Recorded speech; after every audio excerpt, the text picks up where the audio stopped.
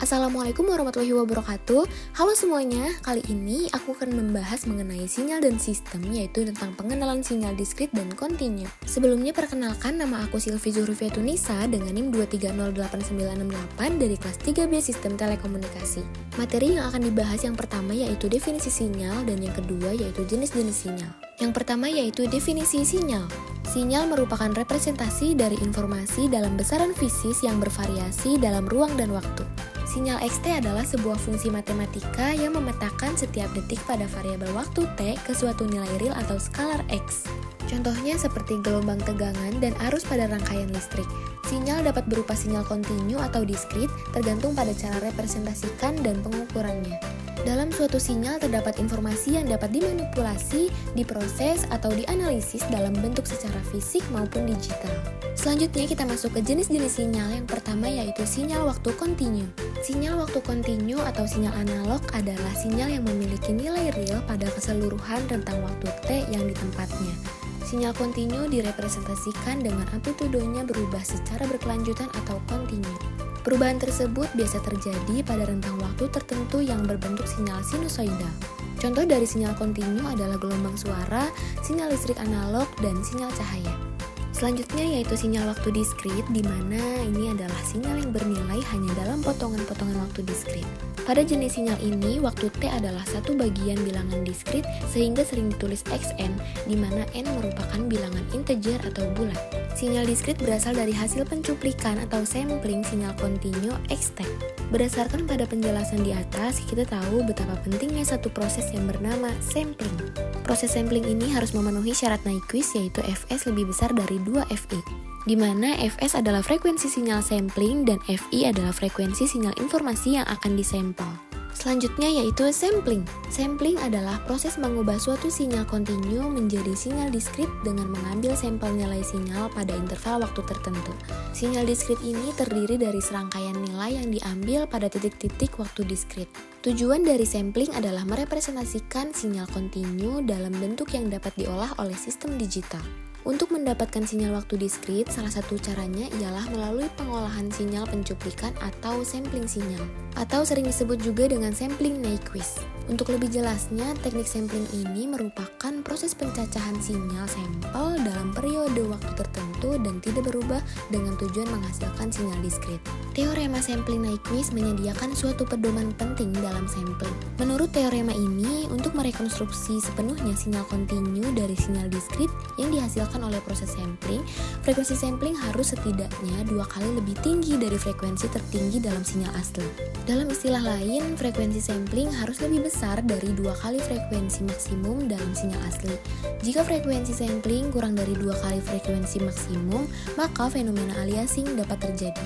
Selanjutnya kita masuk ke langkah-langkah yang ada dalam praktikum pengenalan sinyal diskrit dan kontinu. Langkah yang pertama yaitu membuat sinyal sinus kontinu. Di sini terdapat sintaks langkah 1 dalam membuat sinyal sinus kontinu. Yang pertama yaitu ada T. T di sini yaitu mendefinisikan vektor waktu T dari 0 hingga 1 detik dengan step atau interval 0,001 detik. Ini berarti sinyal akan diambil sampelnya setiap 1 milidetik. Selanjutnya ada F, yaitu mendefinisikan frekuensi sinyal sinus, F-nya sebesar 5 Hz. Selanjutnya ada Y, continuous, yaitu menghitung sinyal sinusoidal, dan juga terdapat figur dengan tujuan membuka jendela grafik untuk menampilkan plot. Dan untuk plotnya sendiri, di sini memplot sinyal Y continuous terhadap waktu T. Selanjutnya ada title, yaitu menambahkan judul pada plot. Titelnya di sini yaitu sinyal sinus kontinu. Selanjutnya ada X label, yaitu memberikan label sumbu X dengan nama waktu dalam kurung detik. Dan yang terakhir yaitu ada Y label, yaitu memberikan label pada sumbu Y dengan nama amplitudo. Maka inilah hasil grafik dari sintaks tersebut, bahwa grafik ini yang ditampilkan menunjukkan sinyal sinus kontinu dengan amplitudo berkisar antara min 1 hingga 1 dalam rentang waktu 0 hingga 1 detik. Bentuk gelombang sinus ini bersifat periodik dengan pola berulang secara teratur. Dari grafik, terlihat bahwa terdapat sekitar 5 siklus gelombang penuh dalam 1 detik, yang mengindikasikan bahwa frekuensi sinyal tersebut adalah sekitar 5 Hz. Sumbu horizontal atau X merepresentasikan waktu dalam detik, sedangkan sumbu vertikal atau Y menunjukkan amplitudo sinyal. Osilasi sinyal yang halus dan kontinu menggambarkan bahwa sinyal ini tidak mengalami diskontinuitas atau perubahan mendadak. Sinyal sinus seperti ini sering digunakan dalam berbagai aplikasi, terutama di bidang telekomunikasi, pemrosesan sinyal, dan analisis frekuensi. Ini karena sinyal sinus adalah representasi yang ideal dari getaran atau gelombang elektromagnetik. Selain itu, sinyal sinus ini dikenal karena hanya memiliki satu komponen frekuensi, yaitu frekuensi fundamentalnya, sehingga sangat cocok untuk digunakan dalam sistem komunikasi yang membutuhkan sinyal yang bersih tanpa adanya interferensi dari frekuensi lain atau harmonisa tambahan. Selanjutnya ini adalah langkah 2, yaitu praktikum membuat sinyal sinus diskrit dengan sampling rate tinggi. Keterangan dari sintaks tersebut yaitu yang pertama ada Fs high, yaitu mendefinisikan frekuensi sampling Fs high sebesar 50 Hz. Selanjutnya ada T discrete high, yaitu membuat vektor waktu diskrit T discrete high dari 0 hingga 1 detik dengan interval sebesar 1/50 detik sesuai dengan frekuensi sampling Fs high. Selanjutnya yaitu Y discrete high, yaitu menghitung sinyal sinusoidal diskrit Y discrete high menggunakan persamaan sinus dengan frekuensi F yang telah didefinisikan sebelumnya. Dalam sintaks ini juga terdapat figur, yaitu membuka jendela grafik baru untuk menampilkan plot. Selanjutnya ada stem, yaitu memplot sinyal diskrit Y discrete high menggunakan plot tipe stem yang menampilkan titik-titik diskrit sebagai garis vertikal. Di sini juga terdapat hold on, yaitu mengaktifkan fitur hold. Selanjutnya juga ada plot, yaitu memplot sinyal sinusoidal kontinu atau Y continuous dengan garis putus-putus berwarna merah di atas plot sinyal diskrit. Selanjutnya ada title, yaitu menambahkan judul pada grafik. Title di sini yaitu sinyal sinus diskrit dalam kurung sampling rate tinggi. Selanjutnya ada X label, yaitu menambahkan label pada sumbu X dengan nama waktu dalam kurung detik. Selanjutnya yaitu ada Y label, yaitu menambahkan label sumbu Y dengan nama amplitudo. Dan yang terakhir yaitu legend, di mana di sini adalah menambahkan legenda pada grafik untuk membedakan sinyal diskrit dan kontinu. Dengan sintaks tersebut, maka ditampilkanlah grafik yang menggambarkan perbandingan antara sinyal sinus diskrit dan sinyal sinus kontinu. Sinyal sinus diskrit ditunjukkan dengan garis biru dan titik-titik lingkaran, sedangkan sinyal sinus kontinu diwakili oleh garis merah putus-putus. Pada grafik ini, sinyal diskrit dihasilkan dari proses sampling dengan laju sampling yang tinggi, sehingga bentuk sinyal diskrit terlihat hampir menyerupai sinyal kontinu. Amplitudo sinyal berosilasi antara -1 hingga 1 dengan periode waktu tertentu yang konsisten dengan karakteristik gelombang sinusoidal. Grafik ini juga menunjukkan bahwa semakin tinggi laju sampling, semakin rapat titik-titik diskrit yang mendekati sinyal kontinu, mengindikasikan bahwa sinyal diskrit dapat merepresentasikan sinyal asli dengan lebih akurat pada laju sampling yang tinggi. Waktu pada sumbu X diukur dalam detik, sedangkan amplitudo diukur pada sumbu Y. Langkah ketiga yaitu membuat sinyal sinus diskrit dengan sampling rate rendah. Keterangan sintaks di sini yang pertama yaitu Fs low, yaitu mendefinisikan frekuensi sampling yang digunakan untuk sinyal diskrit. Selanjutnya ada T discrete low, di sini yaitu membuat vektor waktu diskrit T discrete low dengan interval waktu 1/Fs low selama 1 detik atau 0 hingga 1 detik. Selanjutnya ada Y discrete low, di mana di sini yaitu menghitung nilai sinyal diskrit Y discrete low dengan menggunakan fungsi sinus. Di sini juga terdapat figur, yaitu membuka jendela baru untuk menampilkan grafik. Selanjutnya ada stem, yaitu membuat plot sinyal diskrit menggunakan fungsi stem. Di sini juga terdapat hold on, yaitu menjaga grafik yang sudah digambar tetap ada sehingga bisa menambahkan grafik lain di plot yang sama. Selanjutnya yaitu ada plot, menggambar sinyal kontinu yang sudah dihitung sebelumnya dengan garis putus-putus merah di atas plot sinyal diskrit. Selanjutnya ada title, yaitu menambahkan judul pada grafik. Title di sini yaitu sinyal sinus diskrit dalam kurung sampling rate rendah. Di sini juga terdapat X label, yaitu menambahkan label sumbu X dengan waktu dalam kurung detik. Selanjutnya ada Y label, yaitu menambahkan label sumbu Y dengan nama amplitudo. Dan yang terakhir yaitu legend, yaitu menambahkan legenda pada grafik untuk membedakan sinyal diskrit dan kontinu. dan dihasilkanlah grafik yang memperlihatkan sinyal sinus diskrit dengan laju sampling rendah dibandingkan sinyal sinus kontinu. Sinyal diskrit digambarkan oleh lingkaran biru dan garis lurus biru, sementara sinyal kontinu direpresentasikan oleh garis merah putus-putus. Sinyal diskrit memiliki lebih sedikit titik sampling, sehingga kurang akurat dalam merepresentasikan sinyal kontinu. Fenomena ini disebut aliasing, di mana rincian sinyal asli hilang.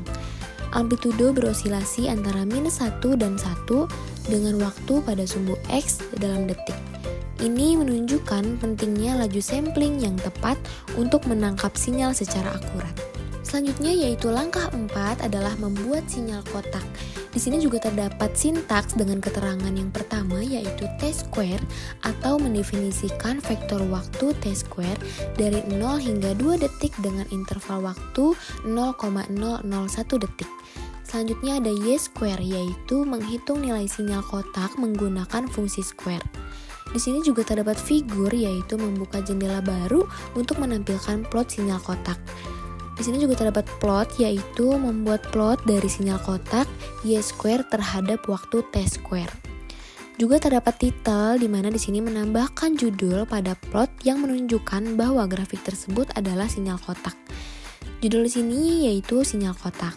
Di sini juga terdapat X label yaitu menambahkan label sumbu X dengan nama waktu dalam kurung detik, dan juga terdapat Y label menambahkan label sumbu Y dengan nama amplitudo. Dengan sintaks tersebut maka dihasilkan grafik yang menunjukkan simulasi sinyal kotak di mana gelombang berubah tiba-tiba antara dua level amplitudo +1 dan -1. Sinyal berada di +1 untuk beberapa waktu, lalu turun ke -1 setelah sekitar 1 detik, menciptakan gelombang tajam dan terputus-putus. Ini adalah ciri khas sinyal kotak yang umum digunakan dalam aplikasi digital atau modulasi pulsa karena dapat merepresentasikan dua kondisi, on dan off. Waktu diukur dalam detik di sumbu X dan amplitudo dari -1 hingga 1 di sumbu Y.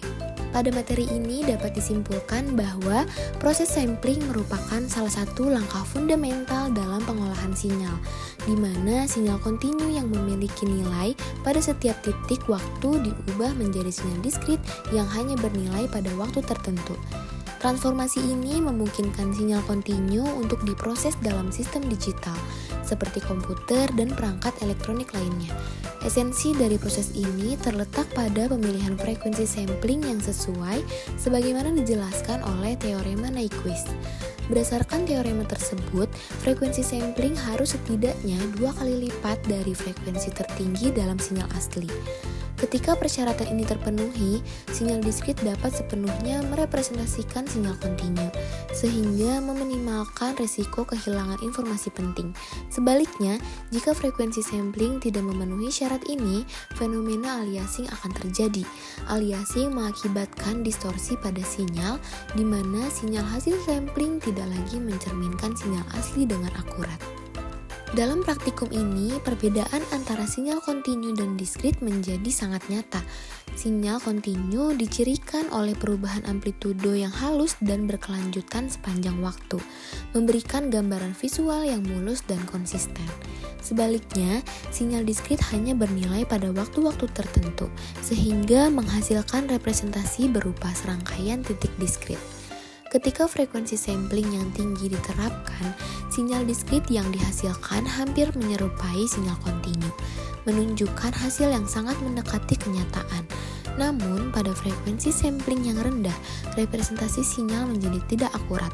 Hal ini menyebabkan distorsi yang signifikan dan membuat sinyal diskrit tidak lagi mampu merepresentasikan karakteristik sinyal kontinu secara memadai. Melalui penggunaan MATLAB dalam simulasi praktikum, kita dapat memvisualisasikan dampak dari variasi frekuensi sampling secara langsung. MATLAB menyediakan alat yang fleksibel untuk memanipulasi parameter seperti frekuensi sinyal, frekuensi sampling, dan tipe sinyal, sehingga memungkinkan analisis yang mendalam terhadap efek dari perubahan-perubahan ini. Sebagai contoh, dengan menggunakan frekuensi sampling yang berbeda, kita dapat melihat bagaimana sinyal diskrit menjadi semakin tidak akurat saat frekuensi sampling mendekati atau berada di bawah batas Nyquist. Simulasi ini menegaskan pentingnya memahami hubungan antara parameter sampling dan hasil representasi sinyal. Selain itu, praktikum ini juga memberikan wawasan mengenai fenomena aliasing yang dapat terjadi ketika frekuensi sampling terlalu rendah. Dalam simulasi, efek aliasing terlihat sebagai pola distorsi yang muncul pada sinyal diskrit, di mana komponen frekuensi yang lebih tinggi dari batas Nyquist tampak sebagai frekuensi yang lebih rendah. Fenomena ini tidak hanya menyebabkan representasi sinyal menjadi tidak akurat, tetapi juga berpotensi menghilangkan informasi penting yang terkandung dalam sinyal asli. Oleh karena itu, memahami konsep frekuensi Nyquist menjadi krusial dalam setiap aplikasi yang melibatkan pengolahan sinyal digital. Secara keseluruhan, hasil praktikum ini menekankan bahwa pemilihan frekuensi sampling yang tepat merupakan kunci untuk mencapai akurasi tinggi dalam representasi sinyal diskrit. Dengan memahami dan menerapkan teorema Nyquist, kita dapat memastikan bahwa sinyal digital yang dihasilkan tidak hanya akurat tetapi juga mempertahankan integritas informasi yang terkandung dalam sinyal asli. MATLAB terbukti sebagai alat yang sangat efektif untuk membantu memahami konsep-konsep dasar ini. Dengan kemampuan visualisasinya, MATLAB memudahkan mahasiswa dan praktisi untuk mengeksplorasi berbagai aspek pengolahan sinyal, mulai dari representasi hingga analisis kuantitatif. Sekian materi yang dapat saya sampaikan, kurang lebihnya mohon maaf, semoga bermanfaat. Terima kasih banyak. Bye-bye. Assalamualaikum warahmatullahi wabarakatuh.